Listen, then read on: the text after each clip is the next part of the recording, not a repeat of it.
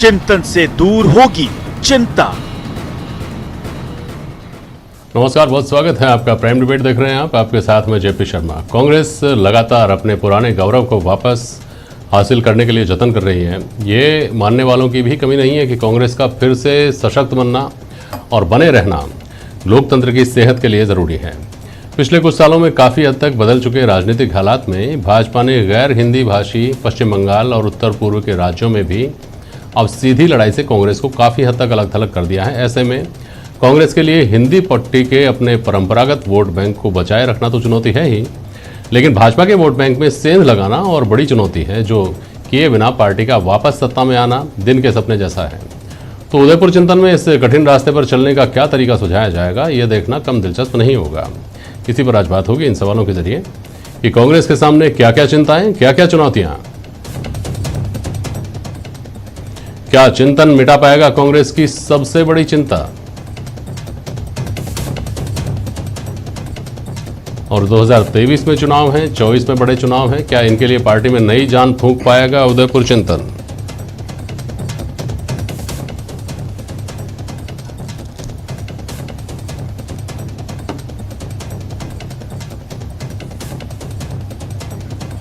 कांग्रेस प्रवक्ता स्वर्णिम चतुर्वेदी जी हैं हमारे साथ, रामलाल शर्मा जी हैं भारतीय जनता पार्टी के प्रवक्ता हैं, वरुण पुरोहित जी हमारे साथ जुड़ रहे हैं। डॉक्टर वरुण पुरोहित को कांग्रेस के मामलों की अच्छी जानकारी है, और महेश शर्मा जी हमारे साथ जुड़ रहे हैं, वरिष्ठ पत्रकार। बहुत स्वागत है आप सभी का।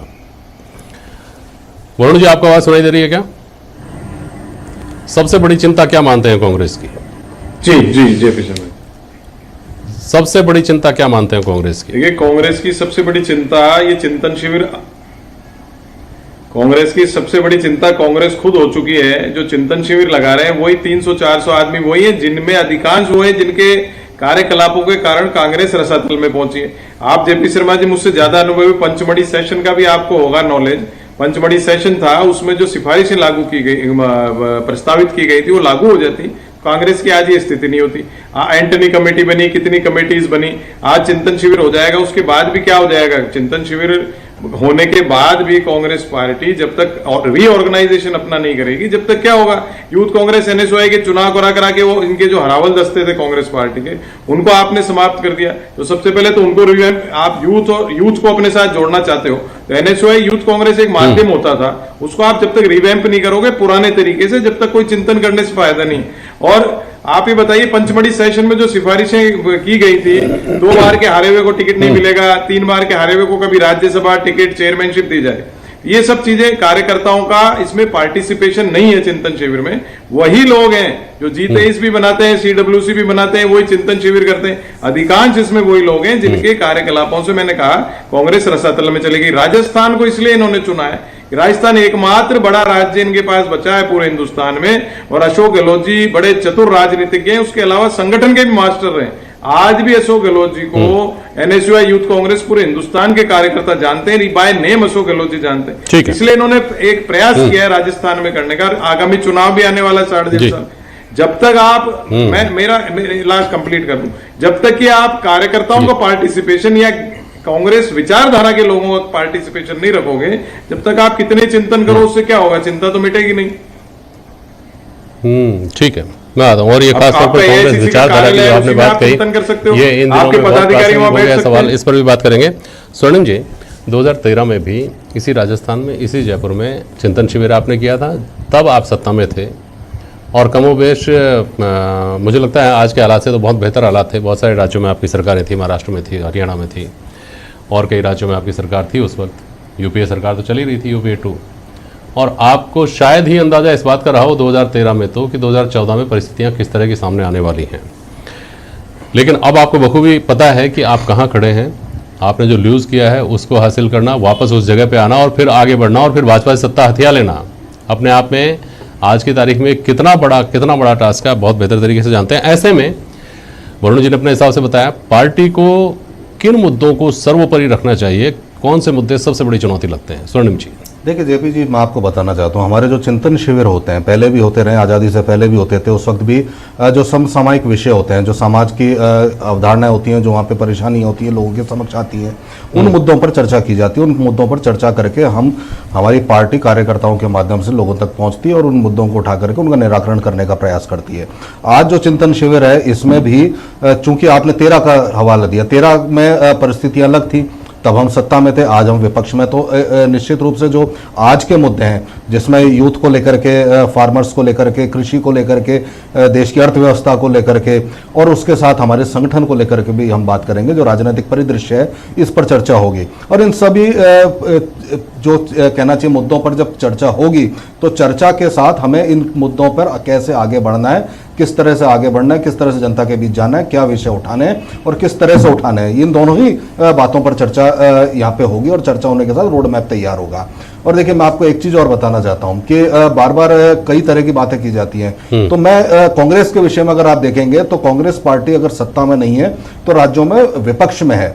विपक्ष का मतलब हम वहां पे लगातार एक नहीं तो दूसरे नंबर पर हैं। और ये कांग्रेस पार्टी की मजबूती है, ये ताकत है कि हमारे कार्यकर्ता हैं, हमारे लोग हैं। ठीक है, कोई राजनीतिक परिदृश्य बदला, आज राजनीतिक नैरेटिव बदला, किसी पोलराइजेशन की राजनीति आई, उसके कारण आंशिक लाभ प्राप्त कर सकती है भारतीय जनता पार्टी, कुछ समय के लिए कर सकती है, लेकिन ये लगातार चलने वाला नहीं है। आपको विकास की बात करनी पड़ेगी, आपको खेती और किसानों की बात करनी पड़ेगी, आपको कृषि की बात करनी पड़ेगी, अर्थव्यवस्था जो गर्त में जा रही है उसकी भी बात करनी पड़ेगी। ये मूल मुद्दे हैं। इन मूल मुद्दों पर हम आगे कैसे बढ़ें और किस किस विषय को अधिक उठाएं, इस पर हमारा चिंतन होगा, इस पर हमारा मंथन होगा और इसको लेकर के हम आगे बढ़ेंगे। निश्चित रूप से सिर्फ सत्ता ही नहीं, लेकिन जनता की तकलीफें दूर करना, यह एक बड़ा विषय होता है जिसको कांग्रेस पार्टी उठाती है। सोनम जी, आपने जितनी सारी बातें कही, उन बहुत सारे पहलुओं को आपने छू लिया और उनमें से प्रत्येक पहलू पर कई कई घंटे लंबी बहस हो सकती है, लेकिन संभव नहीं है अभी। फिलहाल एक मोटा सवाल लोगों के दिमाग में उभरता है और स्वाभाविक सवाल है कि महंगाई अभी पैदा नहीं हुई अप्रैल 2022 में, बेरोजगारी अभी पैदा नहीं हुई, किसानों का मुद्दा 1.5 साल चला, आपके लिए पंजाब में फ़ायदेमंद नहीं रहा। महंगाई का मुद्दा, बेरोजगारी का मुद्दा आपके लिए किसी भी राज्य में फ़ायदेमंद नहीं रहा। जितने मुद्दे आप गिनेंगे, कोविड और तैरती लाशें और मिसमैनेजमेंट, फला ढिमका सब हो गया। उसके बाद भी अब या तो ये मुद्दे नहीं हैं या फिर आपकी नाकामी है कि आप इनको लोगों के बीच में नहीं ले जा पाए। देखिए, निश्चित रूप से चिंतन शिविर में यदि कोई हमारी कमी रहती है, उसको दूर करने के लिए बात की जाती है। किस मुद्दे को उठाने में हम मान लीजिए सफल नहीं रहे या आगे बढ़ाने में सफल नहीं रहे, वो भी देखा जाएगा। एक बड़ा विषय जो रहेगा इसमें, वो पॉलिटिकल सिनेरियो रहेगा, जो पॉलिटिकल मुद्दा है, जिसमें आज की जो पॉलिटिक्स है देश में जो चल रही है, इस पर भी हम बात करेंगे। इसमें अगर कहीं हम पीछे रहे हैं तो उसको भी सुधारने के लिए निश्चित रूप से रोड मैप बनाया जाएगा। क्योंकि आपने जो कहा कि महंगाई का मुद्दा और ये नहीं चला लिए, चले हैं, कम चले। जहां पे भारतीय जनता पार्टी ने पोलराइजेशन की राजनीति की, तो जो पहले सफलता उन्होंने हासिल की थी, उस सफलता से वो वंचित रहे। ये मुद्दे तो चले और मुद्दे पीड़ित कर रहे हैं जनता को, तो इस पीड़ा को कैसे दूर किया जाए।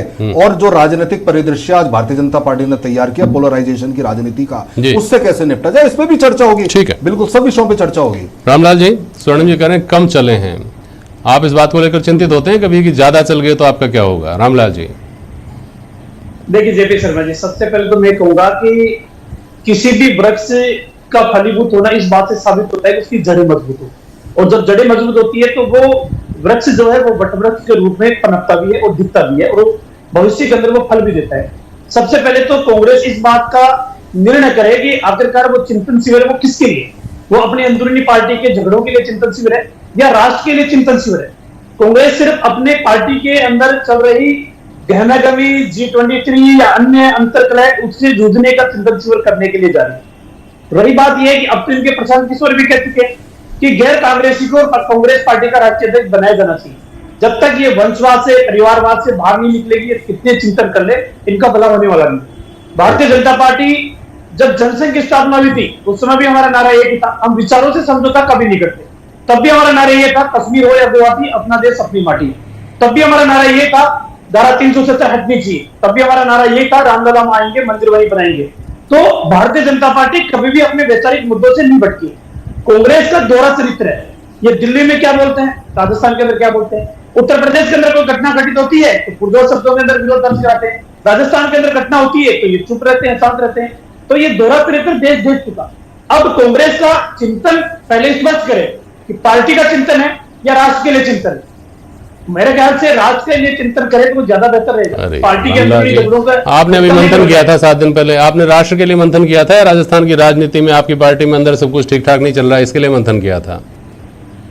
देखिए जेपी शर्मा जी, भारतीय जनता पार्टी विचार के आधार के ऊपर चलने वाली पार्टी है और विचार के आधार पर चलने वाली पार्टी हमारा ये केडर है। Congress party cadre based party नहीं है, इसलिए हमें हमारे केडर को बढ़ाने के लिए किस तरीके से आने वाले समय के अंदर इन परिस्थितियों के अंदर हम हमारे संगठनात्मक ढांचे को नीचे तक कैसे लेके जाए, हम इस बात का चिंतन करते हैं। कांग्रेस की तरह अंतरकलह का चिंतन हम कभी नहीं करते। हमारे तो पास जिसके पास फूल है वही हमारा नेता है सबसे बड़ा, तो फूल हमारा सबसे बड़ा नेता है। कांग्रेस आज जिस दौर के अंदर गुजरी है, अभी ठीक कह रहे थे वरुण जी कि पहले तो कांग्रेस के वही 400 लोग आने वाले हैं जिनकी वजह से कांग्रेस रसातल के अंदर गई है। तो पहले तो वो 400 लोगों के बारे में चिंतन करें कि ये 400 लोगों की वजह से कांग्रेस रसातल के अंदर गई है, तो इनका क्या करना है। ठीक है, महेश शर्मा जी आपको आवाज सुनाई दे रही है? जी आता हूँ वापस आपके पास रामलाल जी। महेश जी आपको आवाज आ रही है क्या? हाँ आ रही है। हाँ हेलो, आ रही है। अभी स्वर्णिम जी से जब मैंने सवाल किया, आप सुन रहे होंगे 2013 का चिंतन, उससे पहले वरुण जी ने हवाला दिया पचमढ़ी का, जिसने वापस कांग्रेस को एक लंबे अरसे के बाद लौटाया था सत्ता में, जब कांग्रेस की बहुत बुरी स्थिति ही मानी जा रही थी। उसी तरह से अब 2022 का चिंतन, इसके ऊपर भी लोगों की नजरें टिकी हुई हैं। स्वप्निल जी ने कहा कि रोडमैप जो तैयार होगा वो बेहतर तरीके से मुद्दों को ले जाने के लिए और असरदार तरीके से चुनाव में उन वो जो मुद्दे हैं लोगों के बीच में जाएं, इसका रास्ता तय किया जाएगा। अब समस्या ये लगती है कांग्रेस के सामने कि कांग्रेस ने चाहे संगठनात्मक स्तर पर नए प्रयोग किए हों कि साहब वोटिंग होकर के अध्यक्ष चुना जाएगा, वोटिंग होकर के यूथ कांग्रेस, वोटिंग होकर के एनएसयूआई, या फिर जो स्ट्रेटेजिक डिसीजंस लिए गए हैं जैसे पंजाब में लिया गया अभी 6 महीने पहले, 4 महीने पहले, चाहे उनकी बात कर लीजिए, या फिर जो चुनावी तौर तरीकों में कांग्रेस पार्टी जो बदलाव करती है जिसमें सॉफ्ट हिंदुत्व का भी एक मुद्दा आ जाता है, हिंदू और हिंदुत्व को अलग अलग देखना भी एक बात आ जाती है। इस तरह के जो चुनावी अभियान में जो प्रयोग किए गए, इन सारे प्रयोगों में सारे पासे करीब करीब उल्टे ही पड़ते नजर आए हैं। इसकी क्या वजह मानते हैं महेश जी, और ये कितनी गंभीर चिंता होनी चाहिए कांग्रेस पार्टी के लिए? महेश जी देखिए, ये अपने आप में मतलब एक बड़ी बहुत गंभीर विषय है। कांग्रेस की जिस स्थिति हो रही है ऐसे में चिंतन शिविर होने चाहिए, मंथन भी होना चाहिए, लेकिन यह है कि पार्टी अपने उद्देश्यों से बिल्कुल नहीं भटके।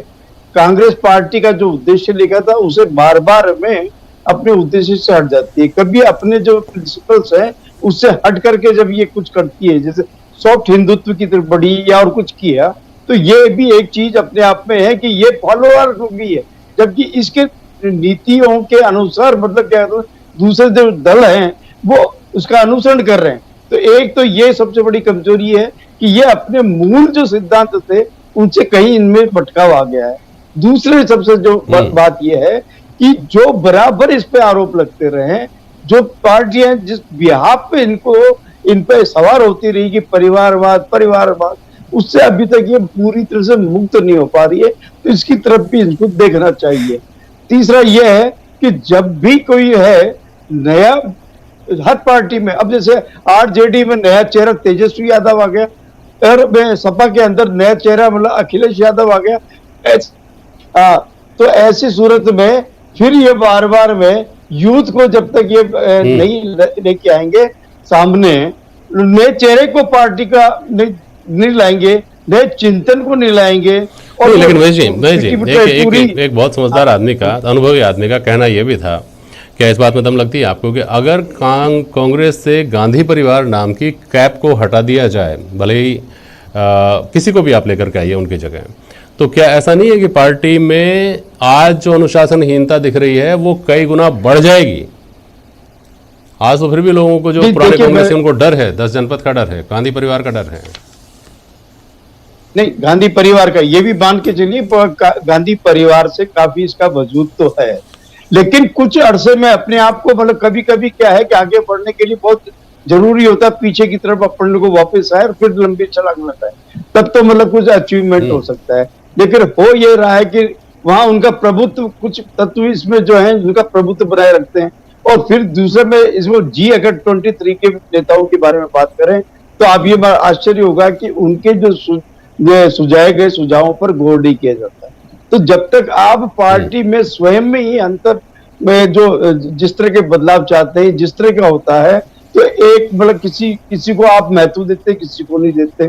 तो ये चीज जब आ जाती है किसी संगठन में, तब उसमें प्रगति नहीं होती।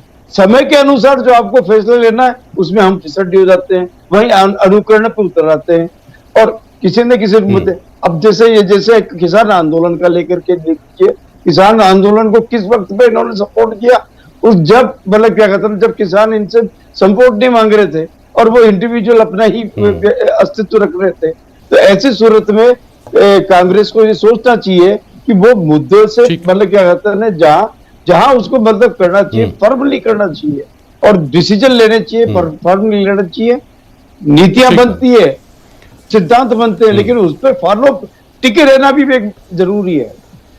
बिल्कुल सही बात है स्वर्णिम जी। ये भारतीय जनता पार्टी के अलावा बहुत कम लोग होंगे ऐसे होंगे जो चाहते होंगे कि भारत कांग्रेस मुक्त हो। लेकिन सोचकर देखिए, अगर पिछले विधानसभा चुनाव में राजस्थान, मध्य प्रदेश और छत्तीसगढ़ में भाजपा की सरकारें आ गई होती तो कमोबेश कांग्रेस मुक्त भारत जैसी स्थिति दिखाई देती आज देश में। तो भाजपा की ये दंभोक्ति हो सकती है कि कांग्रेस मुक्त भारत हम कर देंगे, उसको एक दंभ की तरह देख सकते हैं। लेकिन कांग्रेस को इस बात को वक्त की ज़रूरत, इस वक्त की सबसे बड़ी चिंता के तौर पर देखकर काम क्यों नहीं करना चाहिए। आपने कहा कि पोलराइजेशन अरे भाई, आप ये तय थोड़ी करेंगे कि सामने वाला लड़ाका अपने तरकश में कौन सा तीर लेकर आएगा। आप उसके तरकश में तीर रखने थोड़ी जाएंगे, वो तो जो है उसके पास लेकर आएगा।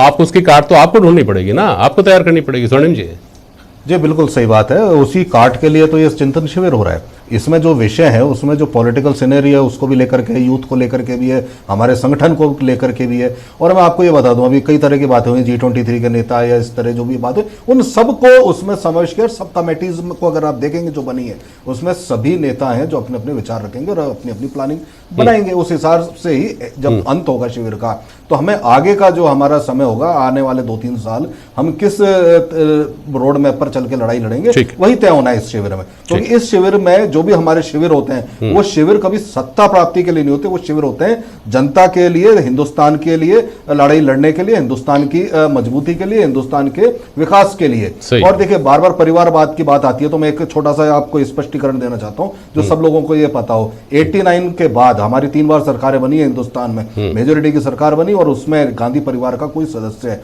कभी सरकार में शामिल नहीं हुआ। ऐसा त्याग अगर आपको किसी अन्य पार्टी में देखने को नहीं। चलिए, इस पर मैं रामलाल जी की टिप्पणी लेता हूं इस बात के ऊपर। देखिए भाई, त्याग वाली बहुत बड़ी बात उठा दी है। संक्षेप में बोलिएगा रामलाल जी, मेरे को एक बार वरुण जी के पास और जाना है, समय खत्म हो चुका है। बोलिए रामलाल जी। देखिए जेपी शर्मा जी, ये कितने ही त्याग की बात करें, ये कितनी करुणा की बात करें, कितनी करुणा में देवी की बात करें, लेकिन हिंदुस्तान की जनता जानती है कि उस समय, जिस समय ये त्याग की बात करते हैं, वो एक संवैधानिक बाध्यता थी, उस वजह से ये सत्ता प्राप्त नहीं कर सके। अगर संवैधानिक बाध्यता नहीं होती तो ये सत्ता को प्राप्त कर लेते। रही बात यह कि कांग्रेस को भी आत्ममंथन करने की आवश्यकता है, चिंतन करने की आवश्यकता नहीं है। आत्ममंथन करेगी पूरे देश के ऊपर राज करने वाली पार्टी की ये दुर्दशा क्यों हुई? वो इसलिए हुई कि कांग्रेस पार्टी सिर्फ अपने परिवारों तक सीमित है। जनता की समस्या के समाधान के लिए कांग्रेस पार्टी ने कभी काम नहीं किया, इन्होंने अपने हितों के लिए काम किया। ये सारी बातें भी सही होंगी रामलाल जी, लेकिन असल बात जो है वो कांग्रेस की चिंता शायद ये भी होनी चाहिए, जो अभी मैंने इनसे पूछा कि आपकी तर्कस में जो तीर हैं उसका काट तो इनको ढूंढना ही पड़ेगा, जो अब लगातार आ रहे हैं संयोग से, करौली से, सालासर से, राजगढ़ से। वरुण जी आपको बात सुनाई दे रही है क्या? जी आ रही है। प्रशांत किशोर की बहुत चर्चा है। हेलो। प्रशांत किशोर को लेकर के बहुत सारी उम्मीदें लगाई जा रही हैं। प्रशांत किशोर को सियासी कमजोरी का शर्तिया इलाज कैसे मान लिया गया है? कर पाएंगे क्या इलाज कांग्रेस की कमजोरी का?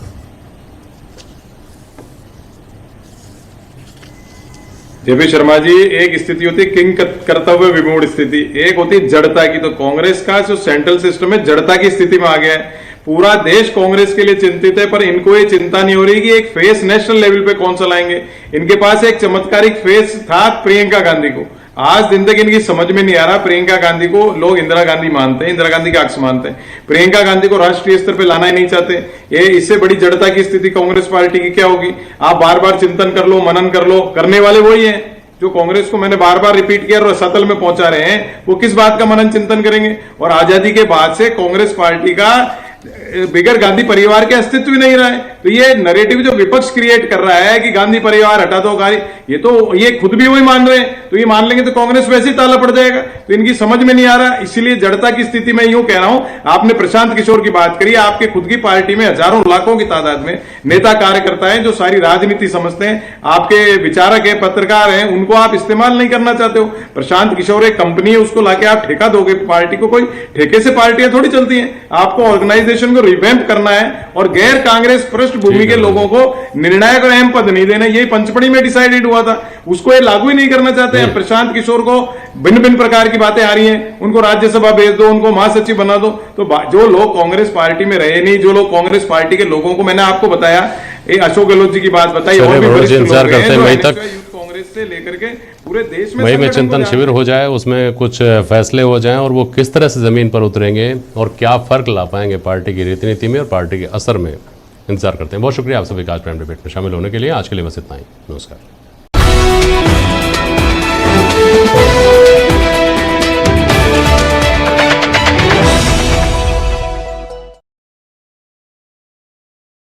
प्रदेश